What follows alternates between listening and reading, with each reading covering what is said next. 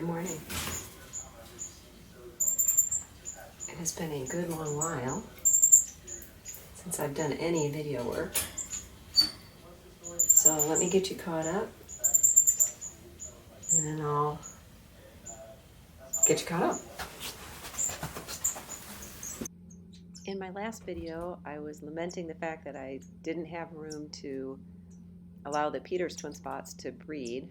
I had just fledged out black-cheeked waxbills in my big flight, and I was concerned about where I would put any chicks if I got any. So that was a quick little update. Well, ultimately I decided that if I did some rearranging and made some changes in the population, I could let them have a clutch, and then I would appeal to the wider finch keeping audience to see if there was anyone out there that had the space and was interested in working with the species. And I would just figure that out later. So that's what I did.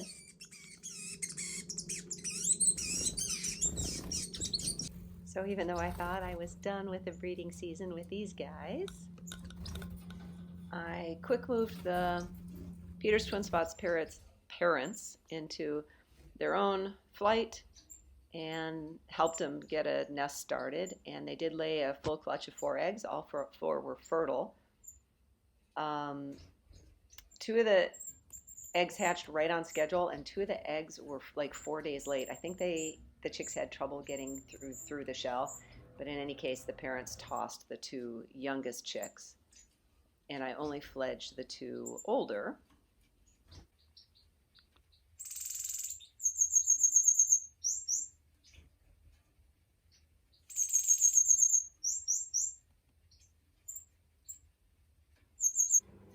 That's the male chick from last year that you hear singing, by the way. And I try to block his view of the other family, but it's hard to do in the bird room, so they're a little bit posturing at each other. And then the parents are wonderful parents. In fact, they're super solid. I really enjoy working with them if they weren't such stinkers about sharing space. So it's okay to leave the chicks with the parents until the adult coloration starts to come through. So as these guys were growing up, I began trying to investigate to see if there was anybody that, first of all, were there any other birds in the U.S. that I could swap genetics?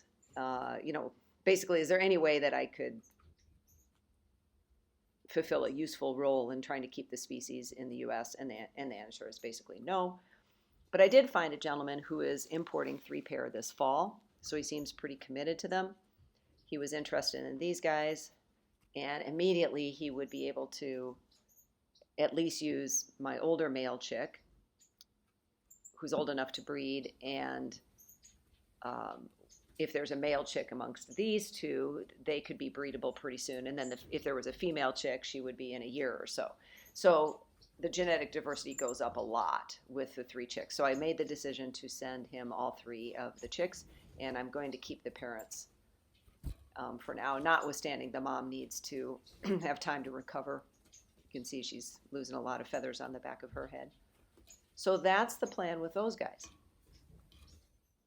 Meanwhile, in the aviary, I'm still waiting for the quailfinch chicks to color up. I believe I have a male and a female, but it's almost impossible to get any video of them. So there was one in the back corner there, and here's the other chick.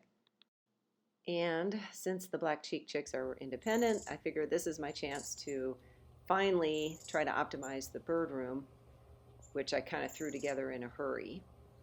So fast forwarding, the only other thing that's been going on is I've been rearranging the population a little bit. Here's what happened. I lost Peter, my male Forbes, my old original. So I lost Sven and Peter this summer.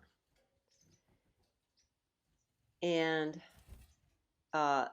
Molly, who is the queen of the aviary, decided that she was going to take over this male pintail and was pretty aggressively chasing the female. So I had to make a decision there about what to do. And I have a local bird buddy who was very interested in working with the pintails. Are you mad? So with the permission of the person who I originally got the pintails from, I agreed to let these guys go and live in her aviary. But that leaves Molly sort of alone. Alone in the sense that she has an entire aviary full of birds to boss around, but she doesn't have anyone specifically for herself. So another bird friend on the East Coast had an excess number of male forb chicks, and he very kindly sent me 3 male chicks, one who can be a partner for Molly. Molly's getting up there though, and I have 2 more males that can be buddies, and no matter what happens, then they can all share space. Down in this cage down low are 3 new Forbes parrotfinches.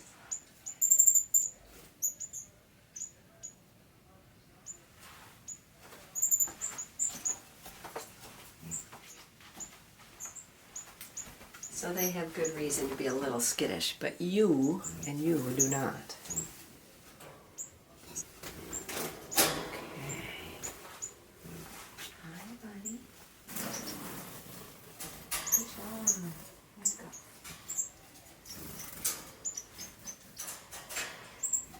So I have 1, 2, 3, 5 cages going in here, soon to be down to 2. And I need to rearrange birds today. Some of these guys are going back in the aviary. Some of these guys are going to California. And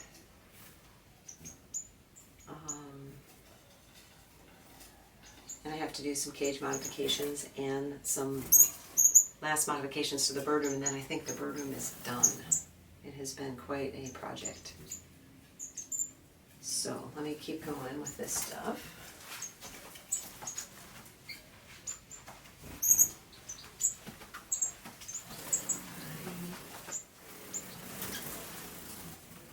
You guys are first. These are the my black-cheeked parents, and their chicks are up there, and they're all going back to the aviary. I just built these stands not that long ago and haven't quite dialed in how to use them, but I like to divide the flights when I'm catching birds to isolate the bird I want to catch. You've seen me do this a million times, and I'm kind of struggling to get the spacing right. So it's, anyway, and then I tried putting this white plastic background inside the back of the cage, thinking it would improve the visibility and make me less crazy about keeping them in the flights, and it doesn't. I don't like it. But anyway, it's functional, and one of the things I need to do, I don't know. It is what it is, I guess. I'm doing the best I can. You can hear how agitated all the birds are getting. This is really congested space. You basically can see the whole thing. The camera's right in front of the cage in the corner. Anyway, so my idea about putting the birds back into the aviary is I'm going away for 10 days, and I'm going to use that time to condition the birds, get them nice and fit. These guys will not be breeding this fall. They've already had their clutches for the year. And I will only pull out the pairs that I'm going to breed, and I'm going to breed in the bird room only, which is different than what I've done in the past. And that should help me keep track of how the black-cheeked parents are taking care of the chicks, and control the diet of only the breeding pairs and not everybody else. Otherwise, I have to feed such a massive quantity of live food and proteins that everybody else gets fat and probably contributes to liver disease long-term for the birds who are not breeding, just to make sure that the birds who are breeding get enough. So it's really hard to breed in an aviary, I find. So I'm going to try, that's why I'm setting up these larger flights and trying to create enough space to be able to breed maybe one or two pairs of black cheeks, maybe one or two pairs of the greenback twin spots this fall. So that's the plan.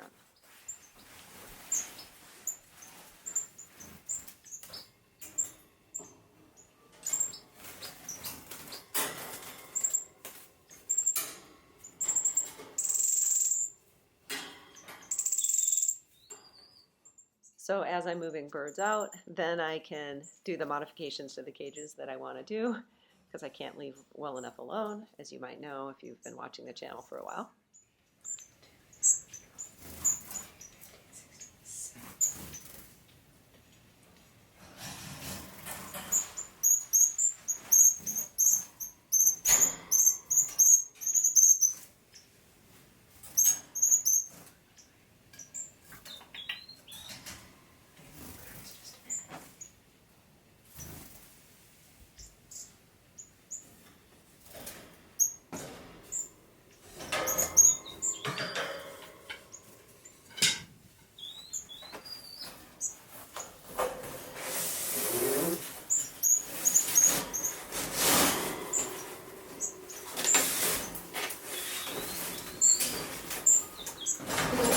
All the worms.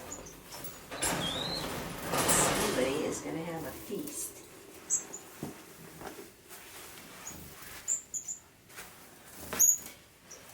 Do you guys want some worms?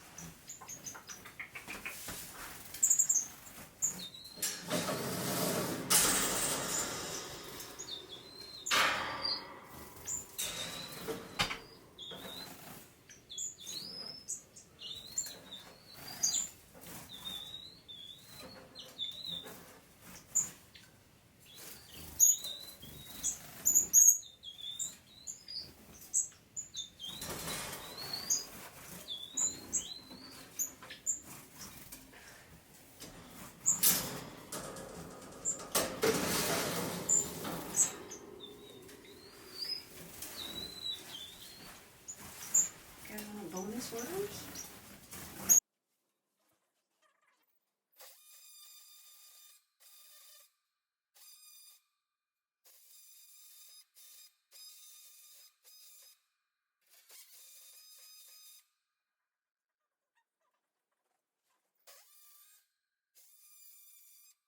That's it, guys.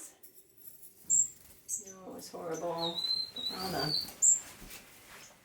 That calling you hear is the young male black-cheeked waxbill practicing his song.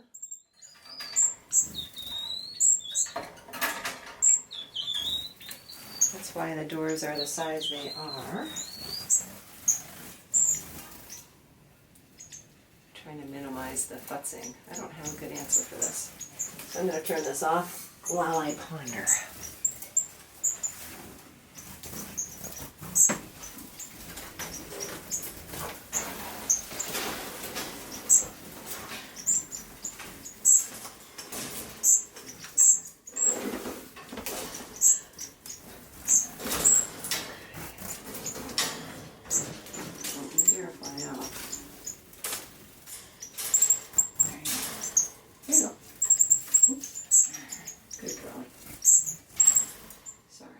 I've got to do Molly's toenails here, and even though you can't really see what's going on, I left the audio in just because it pretty much summarizes my relationship with her. Yes, I know. Ouch, don't bite me.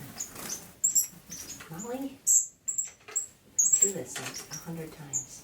Don't bite me. Molly, let go. Ow. Wow. Molly, don't bite. It's not trained. You're good. I know. Don't bite that either. Don't bite anything. So, promise you'll be happy.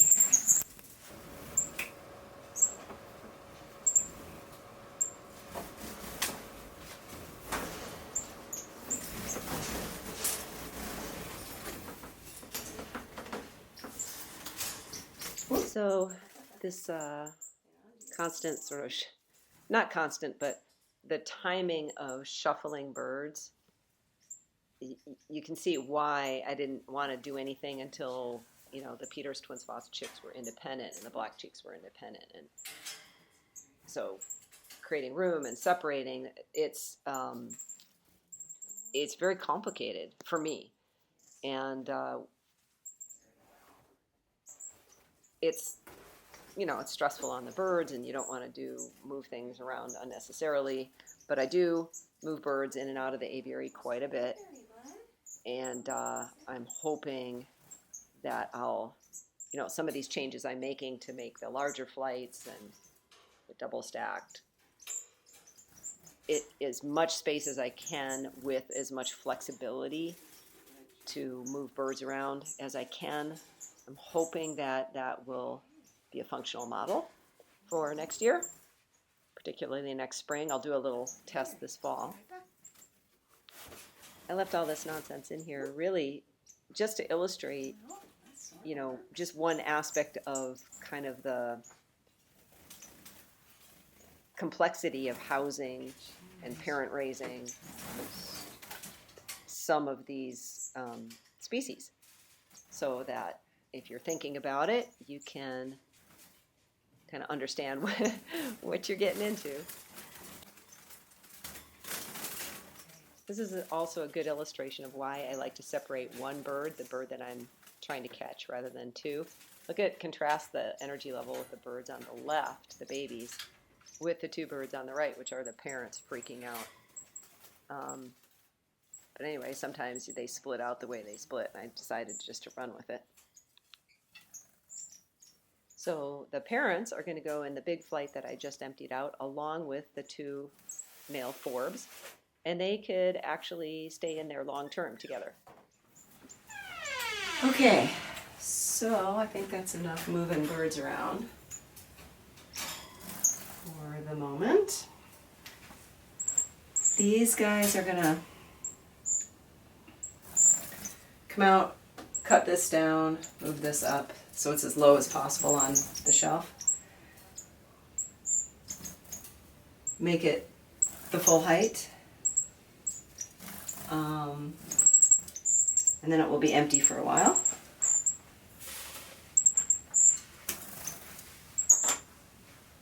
And I'm thinking I'm going to actually try it over here so it's in line with exactly the same as those two. I'm kind of debating about that because it'll block the window. But it will give me a place to sit so I can watch everybody all at once. And then this shelving unit, I'll probably go down to 2 wide and put it right where it is. And yeah. So that's the plan. I won't bother moving those guys into the aviary today because I think it's been enough chaos for everybody.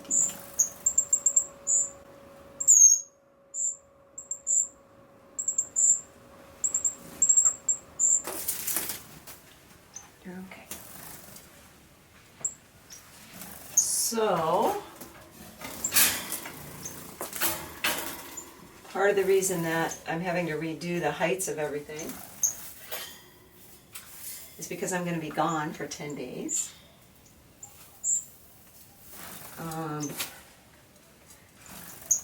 Out of contact, more or less, except for via satellite phone.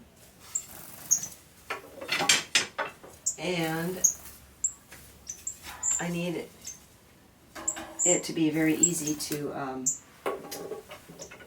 for my husband to take care of the birds. And so I will have the Peters parents and 2 forbs over here. I'll have 3 twin spots and a quailfinch over here, and that's it. That's all I have. All I will have up here, and it's easy for him to, do the stuff. I don't think any of the rest of this